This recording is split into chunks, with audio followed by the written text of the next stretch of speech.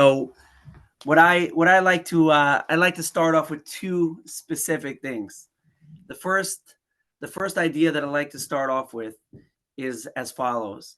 If I would owe you $100, what would you rather? And I would give you two choices. Either I pay you $10 a year over 10 years, or I pay you $30 in year one and then $70 over the following 9 years. What would you rather? Most people, I assume, it's an assumption, but I'm assuming most people would rather the $30 in year one because a dollar today is worth more than a dollar tomorrow.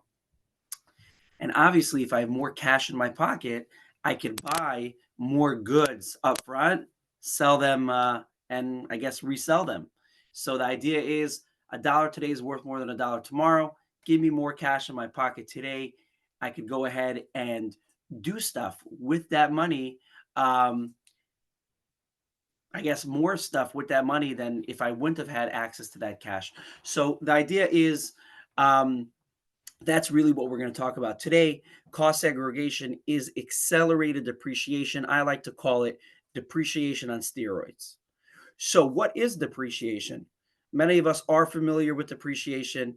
It's a very, very cool and exciting. A second, I just want to make sure that I get this out of the way. It's a very cool and exciting topic for every real estate investor. Why? Most of us are in the real estate game for many reasons, but one of the specific um, pluses of being in the real estate game is that my property is going up in value. I buy a property today, November. What's today? November 18th, November 13th. I'm forgetting. Um, November 12th. I buy a property today on November 12th, and in a year from now, it's worth $300,000 more. Properties appreciate. Properties go up in value. So why are you talking to me about depreciation? It's not going down. And the answer is that the government views that our property is going down in value due to the fact that it's getting older. Now, a residential property has a 27-year lifespan. A commercial property has a 37-year lifespan. Okay? Just to be more specific, a residential property has a 27 and a half year lifespan. A commercial property has a 39-year lifespan, which means that over the course of 27 years, your property will go down to zero. Not in the market. In the market, it will go up and up and up.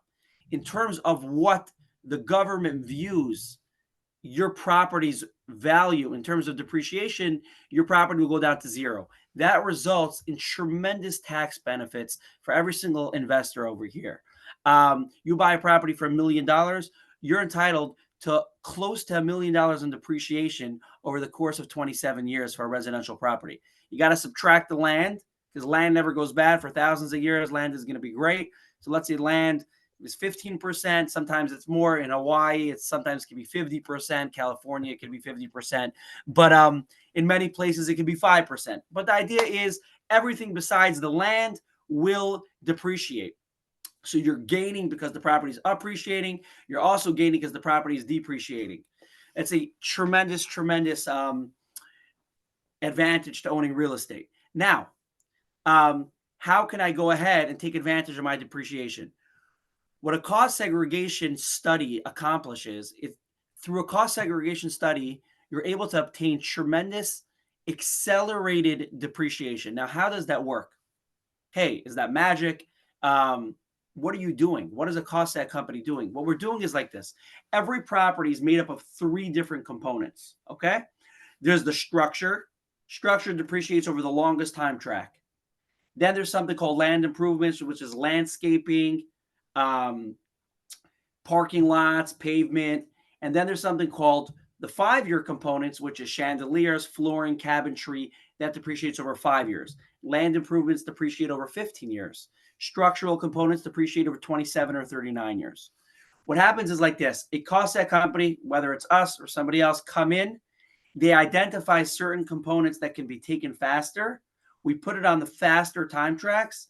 Once they are put on the faster time tracks, that activates bonus depreciation, which allows a lot of that to be taken on year one, which we'll get to that soon. Now, I don't want this to get confusing. And again, a lot of you guys know already different stuff over here. But the important point over here is that every property will get a different amount of accelerated depreciation. And the reason is it's all dependent and it all varies on how many components you have in the property that are structural versus non-structural. So in a warehouse or a self-storage facility, it's hollow inside. So you don't have so many components that are non-structural. So you will get less accelerated depreciation as opposed to a multifamily property or a mobile home park where there's so many non-structural components. So there's so many components to be taken earlier on. And that's why mobile home parks sometimes can get 60, 70% of the purchase price at an accelerated depreciation track, which is tremendous. I sent back to a client recently on a $900,000 mobile home park. He's getting $600,000 in accelerated depreciation. Tremendous. As opposed to self-storage, sometimes it could be 7-8% of the purchase price. So I'm not ruling that out. All what I'm saying is that there's much less meat on the bone when it comes to certain type of facilities. Now, I like to jump in right away. Now that we explained what cost seg is just depreciation on steroids. When does it make sense? When does it not make sense? Everything good has something bad to it. I don't call it bad, but I call it more that it's not relevant to do cost seg. And this really brings us to the topic of a lot of misconceptions revolved around real estate. Revolved around cost segregation and depreciation. The most important idea that every single person here has to know: real estate professional status versus non-real estate professional status. Okay. A real estate professional is somebody who spends 750 hours a year or more in real estate. But if you're on a W-2, if you're getting paid on a W-2, generally the IRS will see that as a red flag if you're filing as real estate professional status, which a lot of us call reps. Because how are you spending so much time in real estate if you're a nurse in the ER from 9 to 5? Or if you're a dentist on a regular day from 9 to 5, right? So if you're not on a W-2, that already paves the way for an easier time claiming reps. Now, what is, and to be honest, I'm not a CPA. I know a lot of the laws, but you would have to contact your local Orthodox CPA just to make sure that he's willing to file you as a real estate professional. But Isaac, what's the difference if I'm a real estate professional or I'm not a real estate professional? Does it actually make a difference in terms of the deductions that I'm able to get? Yes. If you're a real estate professional, you could use those deductions from a cost segregation or regular depreciation to offset your ordinary income. For example, the classic case would be if you are married and you are a real estate professional and your spouse is making nice income. You can use your real estate professional status to offset your spouse's W-2 income. For example, I have a client in Scranton, Pennsylvania. He buys real estate. He's a full-time real estate guy. His wife is a nurse. Okay. She makes nice money, couple $100,000 a year. He uses his real estate professional status through cost segregation. He obtains these major deductions and he offsets his wife's W-2 income. That's amazing. So not only are you offsetting the property's performance, the money that the property is generating, you actually are offsetting W-2 income, which is incredible. If you're not a real estate professional, you can offset passive proceeds, but not active proceeds, which means money generated from your property, K1s, stock market proceeds. If you have a spouse, you make your spouse into a passive partner in your business. That's a whole separate conversation you got to talk to your CPA about, but people do that. Passive proceeds will be able to be deducted, not active proceeds. Okay? Very simple. I tell my guys all the time, if you're a real estate professional and you're getting hit with taxes, that's a no-brainer. If you're not a real estate professional, that's when the question becomes a question because very nice, I could get deductions, but if I have nothing to channel the deductions to, what am I gaining? Very nice, I could get a $400,000 deduction for my facility, but I can't use it against anything. So that's a topic that's extremely important. Now, many of us are syndicators here. Okay, I'll take Mary Lou for a second. Mary Lou is very busy syndicating deals. Um, let's say you're a syndicator, but you yourself can't use the deductions. Not because you can't use it, that's a wrong word, I'm sorry, but you don't have any taxable liabilities, but your investors do. And you want to offer your investors the depreciation on the property, right? We see this all the time. We see it in OMs. We see people pitching depreciation. How does that work? So this is what many people don't know, and it's so important to know. First of all, first and foremost, when you're offering it to your investors, make sure that they know that they're only going to benefit if they're a real estate professional. Because if they're not a real estate professional, they could benefit, but they're not going to benefit as much. Something also very important to know if you're a syndicator is that you could give away your portion of depreciation to make it more enticing to the everyday investor. So, for example, a lot of times the depreciation that you'll give to the investors depends on your LTV, because if your leverage is low, you're not going to have as much depreciation because there's the same amount of depreciation to go around to more people. The idea is you could give away portions of your depreciation to your investors, which is something called partnership agreement terms, which is very important. Now, I don't want to bore you guys with those stuff, so let's make it very, very simple, okay? If you're a syndicator, make sure that your investors know real estate professional status versus not real estate professional status. If you're a syndicator, make sure that you know what partnership agreement terms are. You can give away portions of your depreciation, making it more exciting and enticing for the everyday investor. Now I want to get to, so we talked about real estate professional status. That is I would say the number one thing that you have to approach when talking about cost segregation. Now, the second most important thing is something called depreciation recapture. Okay? Many, many misconceptions regarding depreciation recapture. The idea is cost segregation is a interest-free loan. I want to make it very, very clear. The IRS is not giving you a tax deferral and that's it. You're good to go.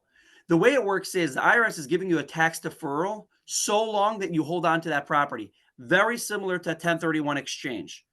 By 1031 exchange, if you defer your capital gains, but eventually if you sell the property without replacing it with a new property, you get hit with that capital gain. Correct? Same idea with cost seg. If you sell the property, you will get hit with something called depreciation recapture, which means the same tax liability that you got out of, you will have to pay back. Okay? Today I get a $100,000 deduction. I sell the property next year. I got to pay back that $100,000 tax liability. Now, many people will still do it because, as we all know, there's something called time value money. Time value money means is that what can I do today with that extra cash in my pocket? So I'd rather pay my tax liability in 2027 than pay it in 2023 because I have an interest-free loan for 4 years. Does that make sense, guys? That's good. Thumbs up. We have over here, if you would offer me today, hey, Isaac, if you would come to me in the street and you say, hey, pay me a few $1,000s and I'll give you the ability to pay your tax liability in 3 years from now instead of paying it today, I'll be like, absolutely. I'll have an extra X amount of dollars in my pocket. I'll buy some real estate. I'll enjoy it, right? Same idea. I don't care to pay back my tax liability later on because I'd rather not pay today. But if you're going to sell it after a year, am I really going to get access to major, I guess, benefits? Yes, Andy is bringing up something important, which I'm going to talk about. Am I really getting, sorry, I lost my train of thought for a second. Oh, sorry, Isaac. No, it's all good. All right. Depreciation recapture, if you're going to sell within a year or two of the property's purchase, it's something to discuss. Maybe not to do it. But if you're going to sell it at least 2 years after, definitely something worth it to do. Also, many people don't know this. If you're going to 1031 exchange the property when you sell it, you don't get hit with depreciation recapture. Okay? That's something that every day I speak to investors about, and they don't know this. They're like, hey, I could defer capital gains. I didn't know I could defer my cost seg. It will make the depreciable basis on the new property lower, but you can go ahead and defer your cost seg again. Andy brought up something very important. The way it works is is I could use cost seg, these deductions, to offset my ordinary income at 37.5%, which is incredible. Okay. If I go ahead and I get a guy a $100,000 deduction, that's $37,500 extra in his pocket. When you get hit with depreciation recapture, it's maxed out at 25%. So there's a 12.5% differential between depreciation recapture and ordinary income, right? So even if you're going to sell it in a year, hey, it might make sense. I could go ahead and offset 37.5% income, and I'm only going to get recaptured at 25%. Something to think about. It's always worth it to crunch the numbers. Obviously, the bigger the property it is, the more of a deduction you get, the more meat there is on the bone, the more it makes sense to do. The smaller property it is, obviously, there's less scenarios that it will make sense to do. So we talked about depreciation recapture. We talked about real estate professional status. I think it's the two most important things in cost seg. So those are the two reasons why not to do a cost seg. Now, something that a lot of people should know that many people don't know. I would say half of the work that I do, 50%, is on properties purchased prior to the previous year. People think that once I start doing regular depreciation, the regular depreciation cycle, I'm done. I can't do cost seg anymore. Most, I would say at least half of the properties, especially in 2023 when the market's down and there's much less purchases, transactions are down. Many of the properties that I'm doing are 2019, 2020, 2021 properties. So even though they were taking regular depreciation for a couple of years, we can go in, retroactively get you tremendous amounts of bonus depreciation. Okay? Something to note. All we need from you is a depreciation schedule, which shows the prior depreciation taken, and we can run the same process. Now, another misconception that many, many people don't know, that many people make, is the bonus depreciation phasing out. I want to give you a little history lesson, and I'm going to try to make it concise and clear, 2 minutes or less, 120 seconds or less. Before September of 2017, there was something called cost segregation. What did cost segregation accomplish? Cost segregation accomplished accelerating structural components to 5 and 15-year buckets. Okay? What you were able to do is take 39 and 27.5-year components and put it into the 5 and 15-year buckets, which obviously would accelerate it at the 5 and 15-year rate. What happened in September of 2017 is that Congress instituted that all 5 and 15-year components can be taken on year one. So cost segregation and bonus depreciation are two separate things. What happens is, first we come in and we identify 5 and 15-year components, which can go on the 5 and 15-year track. And then afterward, we can go ahead and accelerate that to year one. The only thing that will be phasing out is the accelerating to year one. Moving it from 39 and 27.5-year bucket to the 5 and 15-year bucket will never, ever leave. So even in 2027, if Congress doesn't change this and bonus depreciation phases out, you will always be able to accelerate from 39 and 27 to 5 and 15. So you still will get tremendous benefits, just not as much in year one. Something very, very important to note. Right now, we're holding by the last 2 months of 80% bonus, which means that of the 5 and 15 year that we identified, you could take 80% of that in year one. But even in 2027, if that goes away completely, you'll still be able to, on $1 million purchase, take a significant amount over the course of a couple of years, which won't get me on a $100 loan. It won't get me $30 in year one, but it might get you 15, 18 bucks in year one. Again, we have to run the numbers and see how much we find. But again, it's two separate things. People ask me all the time. They call me up. Hey, Isaac, you're such a nice guy. I feel bad for you. You're not going to have a job in a few years. So I'm like, first of all, I don't really care so much because I'll just go work for Andy and move to Hawaii. We'll start some oil and gas investments together. It's always been my dream. But on a serious note, very nice bonus depreciation will be phased out, which again, we got to pray that doesn't happen. Hopefully that will be changed. But even if that does phase out, cost segregation will still be, before 2017, cost seg was still $1 billion industry before bonus depreciation came along. So just keep that in mind. We talked about depreciation recapture. We talked about reps, real estate professional status. We talked about look back studies where retroactively we can get you bonus depreciation. You don't have to. A guy reached out to me a few days ago and he says, hey Isaac, I'm closing on a property December 7th. And he's like, we got to get the cost seg study done ASAP within a week or two, so it's done by the end of the year so I could get 80% bonus depreciation. I told him, wait 1 second. I'm happy to do the cost seg for you ASAP and get it done within 2 weeks. You could do a cost seg study in 2029 on a property purchased in 2023 and still get 80% bonus. It doesn't matter when you do the cost seg study. It's all dependent on when you place the property in service. If you bought a property today, November 12th, you place it in service today, and you do the cost seg study in 2026, you'll still get 80% bonus. That's awesome. But if you close on the property in January 1st of 2024, you'll only get 60% bonus. It's all dependent on when you close on the property. And by the way, this lady told me that her CPA told her this, that you got to get it done within that calendar year. And this is something that's very important for each and every one of you to know. I send out referrals all the time. I don't make any money off it. I send referrals all the time to rockstar real estate savvy CPAs. Something important for you to know, anybody that's involved in real estate, and that's why you're here, make sure you have a real estate savvy CPA, because you want somebody that really knows the cost seg, the 1031, knows all the tax loopholes. For example, there's something called the STR loophole. And this is something that every single one of you have to know.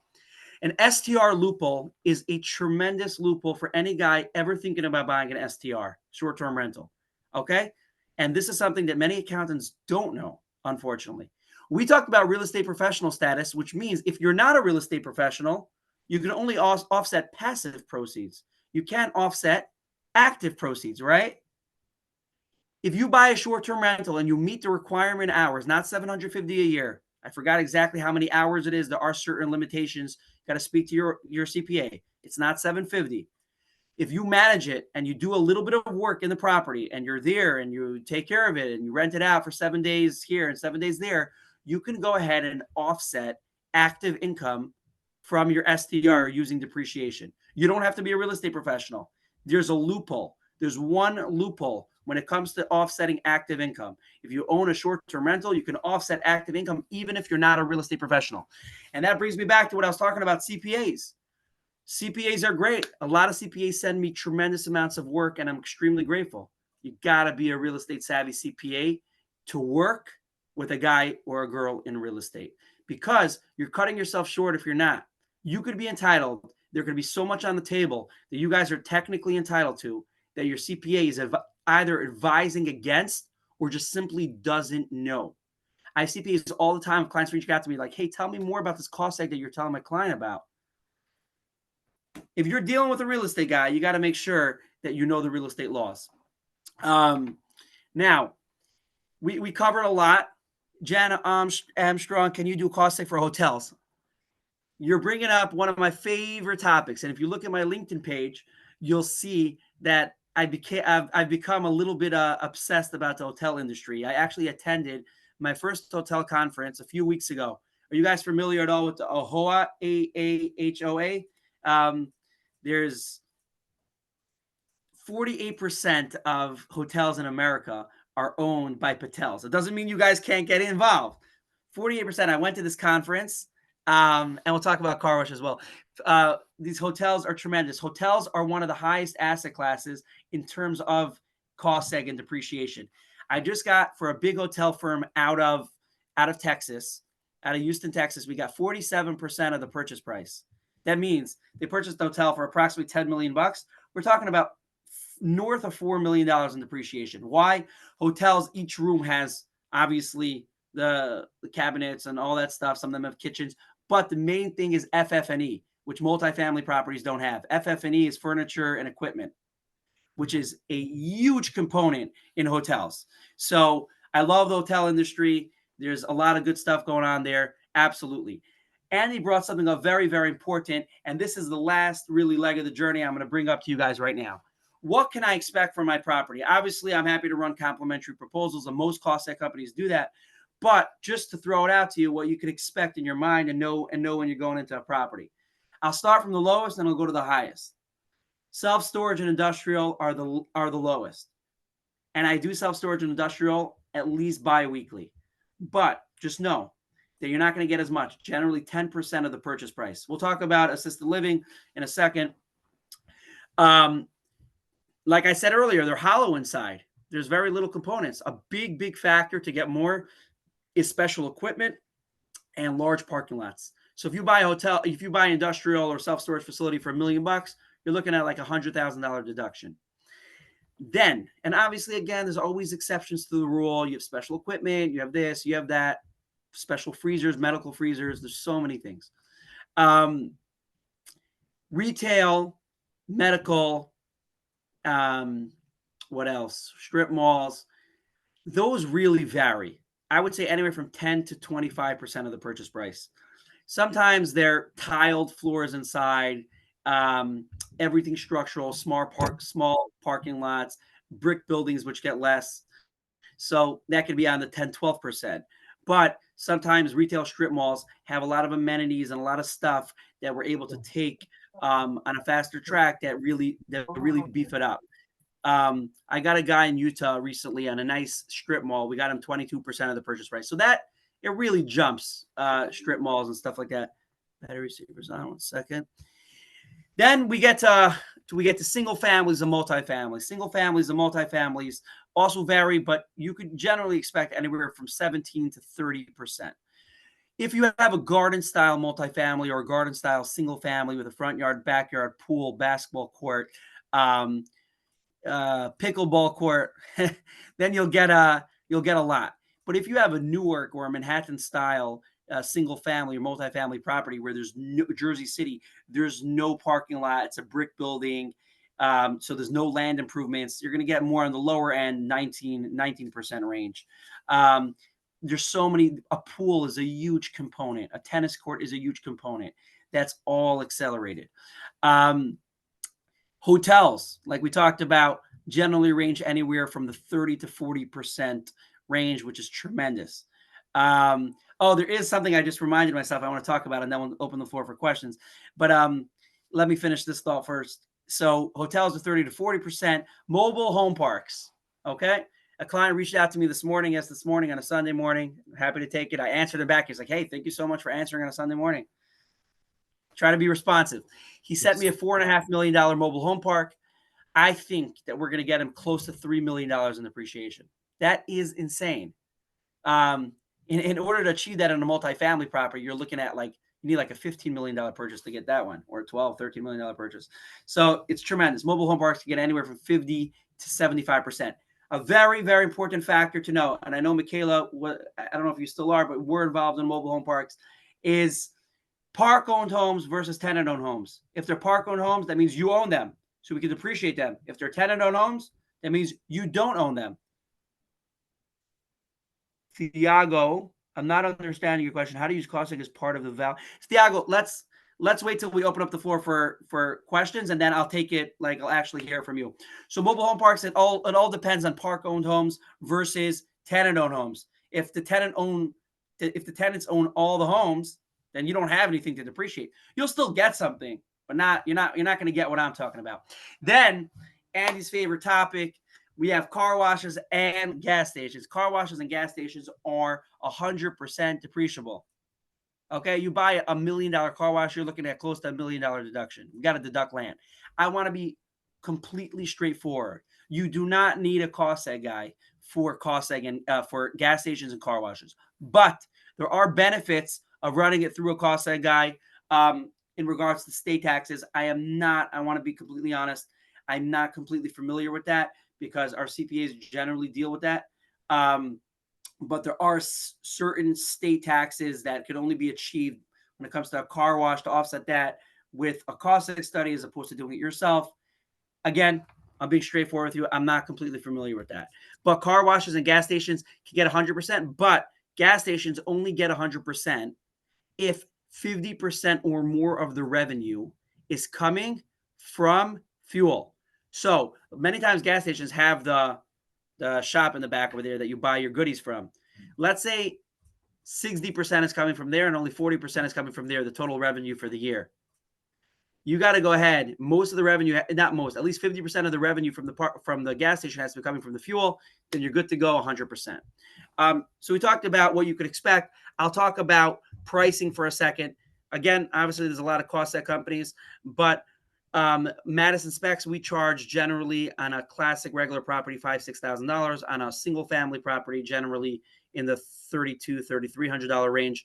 It's very important, whichever cost that company you do use, that you get audit protection. And I'll explain to you why. Because even if some mom and pop shop that's charging you $6.50 for your cost seg study is providing audit protection, you got to make sure that it's legit audit protection. Because very nice, they're going to back up their cost seg study, but once the IRS comes in, they don't just stop at the cost seg study. They look at everything. So you don't want the IRS poking their noses. You don't want a cost seg study that could trigger an audit, and then they'll come look at everything for the past couple of years of what's been going on in your business. It's important to get an audit-proof cost seg study, a company with a track record, and somebody who knows what they're talking about.